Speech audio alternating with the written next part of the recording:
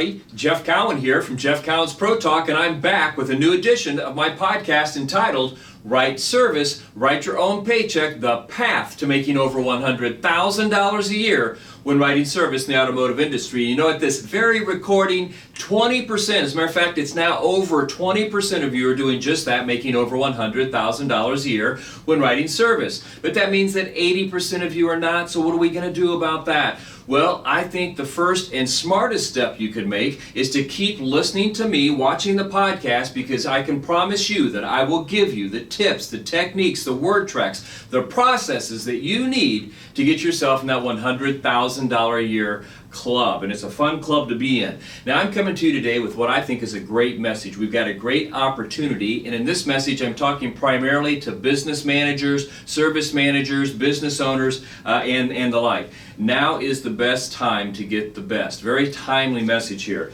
Let me tell you what I'm talking about here. You know, many times as a business owner, I know I've caught myself doing this. You just, maybe sales a little bit softer than you want them to be or whatever, and you look around and you say, man, if I could just get a real closer to walk through that front door, maybe we need somebody new, and you're looking for that knight in shining armor to ride in on that white horse and save everything, right? Well, let me tell you something about that myth, okay? Because that's not going to happen. What will happen is what a knight in shining armor really looks like is somebody that pulls up in front of your business in an SUV that has payments on it and 2 kid seats in the back. That's the person that's going to help you out here. And you know what? You're in luck, because there are literally millions of those people out there right now driving those SUVs that have payments and those 2 kid seats, and they need to feed those 2 kids. Now, what am I talking about? You know, last year at this time, unemployment in the United States of America was bouncing around between less than 2%, no higher than 3.5%, something like that. And it was very, very difficult to find anybody new. And if you placed an ad or you were looking for somebody new, you probably experienced what I did, which was that there wasn't a lot of depth in the pool out there. Nobody was looking for jobs. Everybody seemed to be happy. And the talent walking through the front door just wasn't there. So now it brings us around to today, when we've got the exact opposite thing going on. Because of the pandemic, because of the virus, we now are somewhere around, hovering around 11% unemployment. And what that means is that there are millions of people out of work as we were recording this. In addition to those millions of people that are out of work, those are people that had jobs that got furloughed or laid off, or their business closed down. In addition to those millions of people, we've got a lot of high school kids and a lot of college kids that came out of school and they have no job prospects at all. And from the best that I can tell, they're not going to have any job prospects for a little while. So what do we do in this situation? Well, I say let's take advantage of it if we can and if we need to. Okay? So what am I saying? Well, right now is the time to take a look at your staff, okay? Because there might be some things that force you to look for new people. For example, some people just can't come back. Maybe you furloughed them, maybe you laid them off, maybe whatever, and now you're calling them back and they can't come back because maybe they have kids. And their kids aren't going back to school. They don't have babysitters, and so they can't come back. You'll have some people that don't want to come back because after the virus, they're scared. They're afraid to be around the public. And then there's some people that maybe you just don't want to come back, okay? And you don't want them to come back because their productivity was low, they were difficult to work with, or they just didn't fit on the team. So now is the time to take a look at all of this. So again, the good news is that we've got millions of people out of work, and I don't mean that to sound the wrong way, because what I mean by that is the millions that are out of work, a lot of these people have the disciplines and are in like industries that would fit right into your service department. I mean, we've got people from all kinds of industries. I mean, just think of the restaurants that are out of business, that are never coming back or closed down for who knows how long. Servers in restaurants make some of the best service advisors I've ever seen. It's the same template, right? They open up at 11 o'clock for lunch, 11:30, there's a mad rush of people coming in, just like opening the door at 7 in the morning on a service drive. They rush, and about 1:30 everything calms down. There's a couple of hours of calm, they reset, and then 4:30, 5 o'clock, the doors open back up, and man, it's everything breaks loose again. It's a lot like being a service advisor, you know. Hairstylists are finding themselves out of work. We've got people in nail salons that are finding themselves out of work, and people in the medical field, believe it or not, that are finding themselves out of work, that have the personality and the skill sets of being around people who would fit in nicely here. So how do we take advantage of this very unique situation? Because it's just that, it's unique. I don't think you're going to see it again for a very long time. Well, number one, the first step, before you even do anything else, the first step you have to do is take a hard, I want to stress that word, hard look at the staff that you have. Okay, and we're not talking just about the advisors here, maybe just the service managers. We're talking about the porters, the greeters, the people in your business development center if you have one, the people in the express services. Take a look at your technicians, everybody. Okay, and what you want to look at is what is their ability to contribute. And are they contributing? I mean, what are their production levels? What are their work habits? Are they work habits that you've always liked? Or are they work habits that have just driven you up a wall? They don't have those. Are they good at participating with the team? Are they involved in the team? They're involved in trying to make your team better. Do they have the ability on some of the simple stuff to show up on time and stay the whole staff? I mean, their grandmother doesn't die every other week. You know what I'm talking about? And when they show up, is there a readiness and a willingness to go to work right now and get the job done at hand? And when you're doing this, be tough on yourself. Be tough on the situation. Are these people that you're taking a look at, are they here and they've been allowed to stay here because they're just easy to work with? And it's been easier to work with them maybe than it is to find somebody new? Is it somebody that you're looking at and you know what, they're not great and their productivity is not what everybody else's is, they're not the greatest team player, but they've been here for a very, very long time. You know, and we'll talk about this here in a minute, but you know, loyalty is just more than showing up and showing up for years on end. Loyalty is showing up and doing the absolute best you can do every single second of every minute of every hour of every day, and doing what the boss needs when the boss needs it done.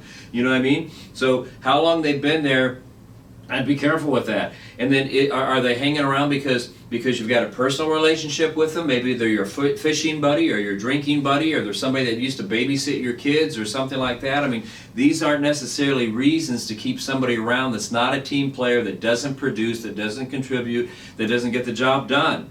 Now, again, I'm loyal, you know, because if somebody's worked with me a long time, or if they're a friend of mine, then I'll be loyal back. But again, loyalty, I'm repeating myself, is more than just showing up on time. It's being a real part of this team and they're dedicated to being not only successful for themselves, but successful for you, the entire team, the entire business. Now, it's important you're hard on yourself like this, because you know you owe it to all your team members to make sure they have all the tools and all the stuff that they need to be successful. And allowing people that underperform and don't get the job done, or are hard to work with and don't follow rules and all that stuff, it's not fair to the people that produce. And eventually, if you let that situation go on anyway, the good people will leave because they'll just get tired of putting up with that person's crap. Okay? So if they're up to your level, you do this hard assessment, and all your people are up to your level, then great. You don't have anything to worry about. Okay? But if not, then it's time to retrain them.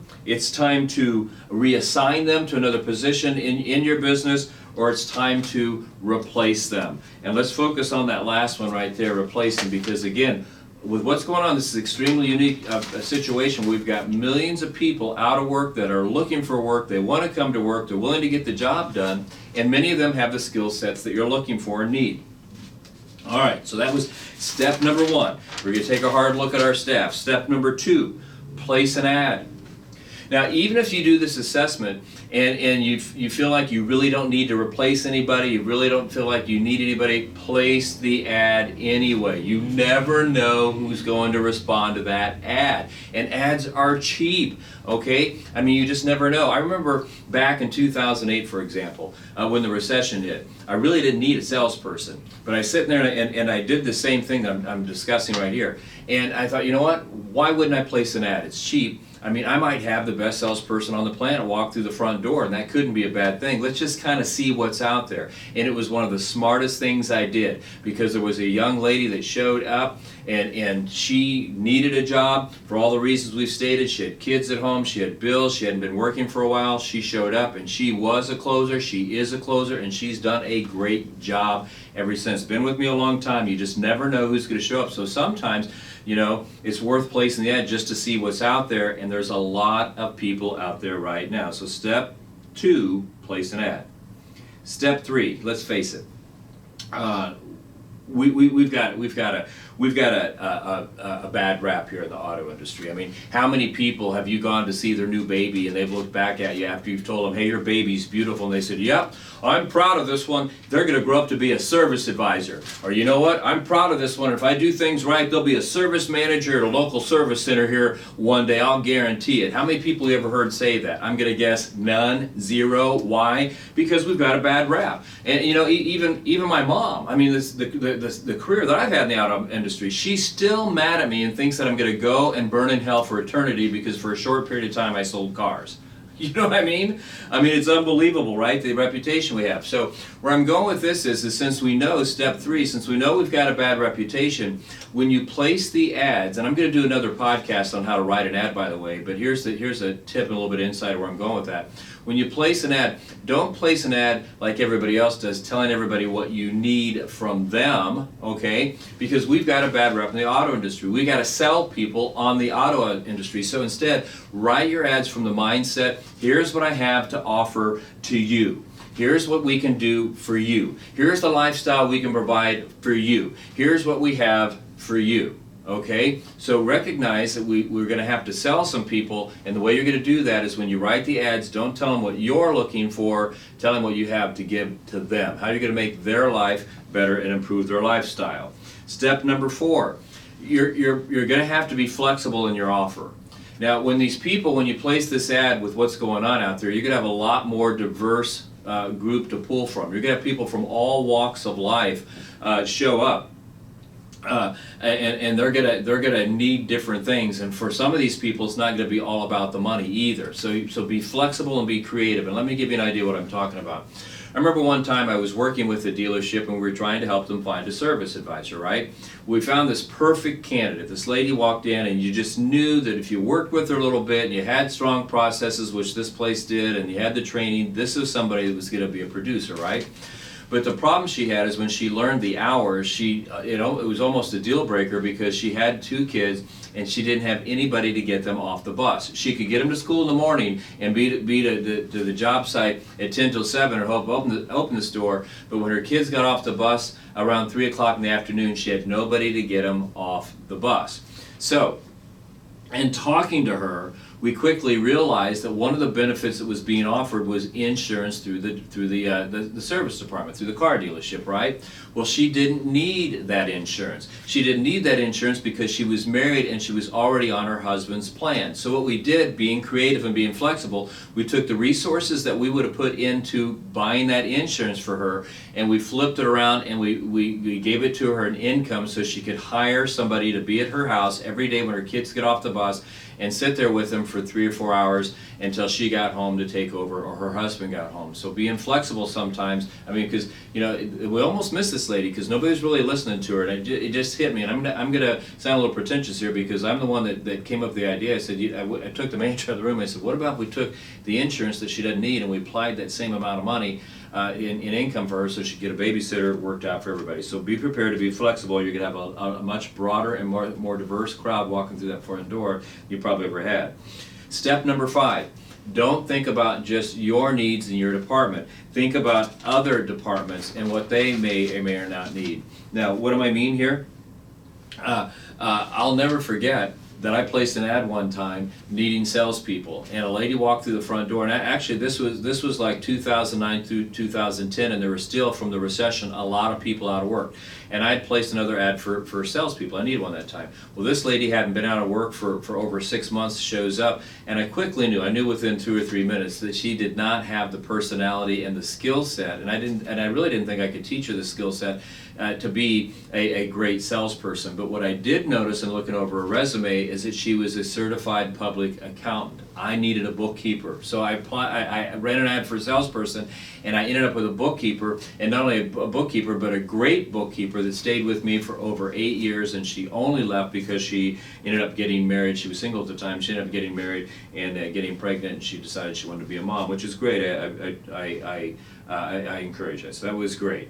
So, got a great opportunity here. You've got people that have been out of work for months. You got people that will love to do what you're going to ask them to do. They're going to be almost to a point of desperation. They'll walk around your cars. They'll memorize word tracks. They'll follow your process to the letter. They'll show up before the place opens, and they'll stay until after it closes, because they're about to lose everything that they've got. They're about to lose everything they've worked for. Okay, so they're willing to come in and show you that they can replace that. You know, knowing that the average service advisor, taking that position for example, the average service advisor makes $70,000 a year if they're average, and many make $100,000 a year. I mean, this can change a lot of lives for a lot of people out there. And as a matter of fact, when you think about it, when you have these people coming out of the food industry, you know, the average server in the United States of America makes just under $50,000, and you're going to pay them over $70,000. I mean, that's quite a bump in income. You know what I'm talking about? So I mean, it's a real plus.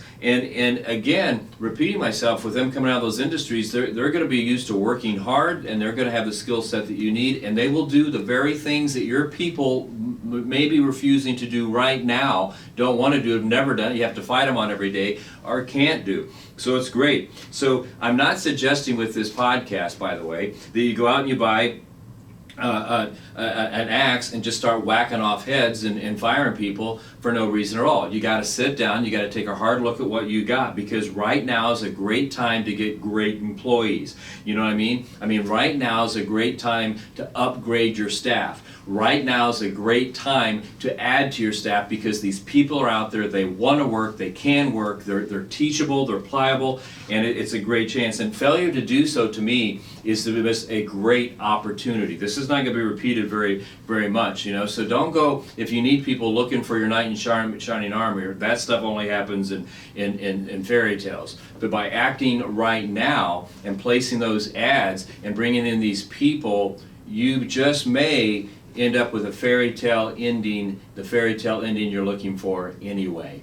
Hey, my name is Jeff Cowan. I have a company called Jeff Cowan's Pro Talk. If you need in-store training where we come to you and train, you want online virtual training, you want me to show up and do a workshop for you and your group, or you want to attend one of our workshops, you just dial 1-800-248-2931. Anybody that picks up that phone will be more than willing to talk to you and get you signed up for what you need to be the absolute best you can be. You want to call and talk to me personally? Dial this number, 317-506-1003. 317-506-1003. That's my cell phone number. If I'm available, I will pick it up and talk to you all day long. If not, I will call you back within 24 hours, guaranteed. And then you can also go to automotiveservicetraining.com and look there. Individuals out there that aren't in the auto industry, maybe you're looking for a new career, you want to get into it, you've heard about it, you want to check it out, definitely start watching for some of my ads. I've started a whole new program for people just like you. So with that, my name, again, is Jeff Cowan from Jeff Cowan's Pro Talk. I love what I'm doing, and I know that you do too,